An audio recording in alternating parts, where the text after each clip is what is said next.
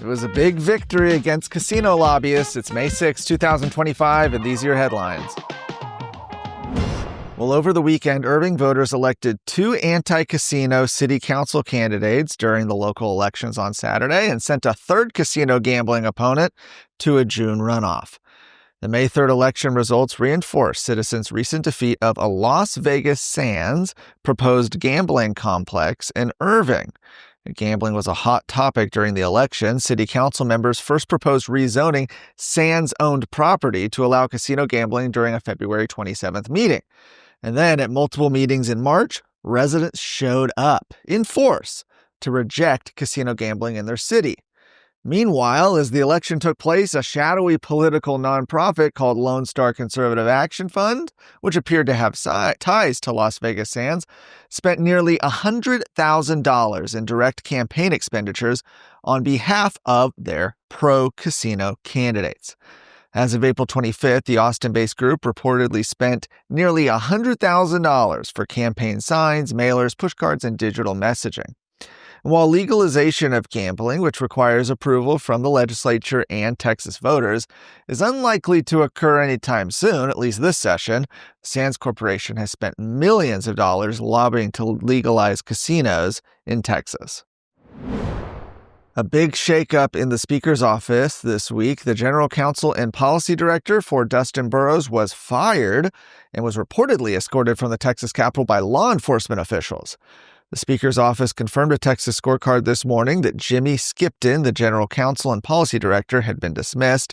According to Capitol sources, Skipton was accused of directing committee chairmen to move or kill certain pieces of legislation under the guise of direction from Speaker Burrows. Instead, he's allegedly doing so to benefit his wife, Carrie Simmons, a prominent Austin lobbyist for the firm Texas Lobby Partners. That firm is headlined by Mike Toomey, a longtime associate of a big group you might have heard of called Texans for Lawsuit Reform. Well, last fall, Toomey took a temporary leave of absence from lobbying to serve as chief of staff for former House Speaker Dade Phelan in the final days of his tenure. Lawmakers have said in recent weeks that Skipton had become increasingly hostile to their staff, with one source describing him as demanding and disrespectful. Reportedly, Skipton was confronted about the issue and presented with evidence during a meeting with Dustin Burrows and his chief of staff on Monday. He was then reportedly escorted from the Capitol by the Department of Public Safety. As recently as last week, Skipton was listed as General Counsel and Policy Director on the House website, but neither his name nor the position is listed now.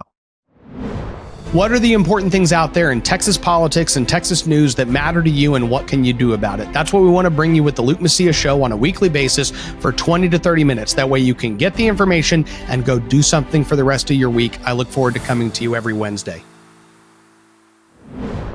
While laying out a utility-related bill on the House floor yesterday, Representative Ken King faced some criticism from one of his colleagues over the fate of stalled Republican priorities. Now, he was talking about House Bill 4668, which allows the Public Utility Commission to retain outside experts to support utility rate cases. But that's not the important part. You see, as he laid the bill out, Representative Tony Tinderholt took the opportunity to call out Chairman King, who chairs the powerful State Affairs Committee, for holding up several key conservative proposals. Indeed, these proposals had already passed out of the Texas Senate, including legislation to implement mandatory E-Verify, ban taxpayer-funded lobbying, and to prohibit biological men from entering women's spaces, such as restrooms, each of them being a priority of conservatives. Representative Brent Money recently told Texas Scorecard he was informed by Representative King specifically that taxpayer-funded lobbying legislation would not receive a hearing. Despite calls from grassroots activists and fellow lawmakers to advance the bills, King has not scheduled hearings on them in his committee, and his office did not respond to a request for comment. For more of today's stories, go to TexasScorecard.com.